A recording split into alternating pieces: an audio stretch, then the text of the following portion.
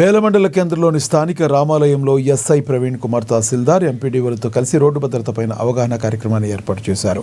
ఈ కార్యక్రమానికి మండలంలోని వివిధ గ్రామాల నుండి మహిళా సంఘాలు, వివోఏలు, అంగన్వాడీ టీచర్లు, ఆశా వర్కర్లు తదితరులు పాల్గొన్నారు.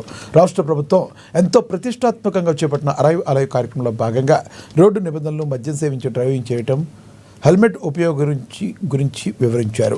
అలాగే రోడ్డు నిబంధనలు పాటిస్తూ ప్రమాదాలను అరికట్టాల్సిన బాధ్యత ప్రతి ఒక్కరిపైన ఉందని ఎస్ఐ ప్రవీణ్ కుమార్ తెలిపారు.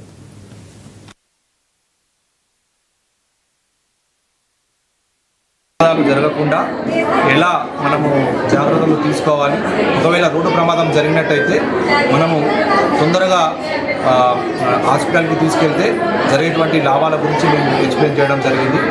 దాదాపు 150 మంది దీంట్లో అవేర్నెస్ చేయడం జరిగింది. అలాగే కేజీబీవీ నుంచి దాదాపు 10 మంది విద్యార్థులు cell phone driving, drunk and drive, two wheeler మీద హెల్మెట్ పెట్టుకోకుండా డ్రైవ్ చేస్తే ఎటువంటి ప్రమాదాలు జరుగుతాయి అనేది వారు స్క్రిప్ట్ రూపంలో తెలియజేయడం జరిగింది.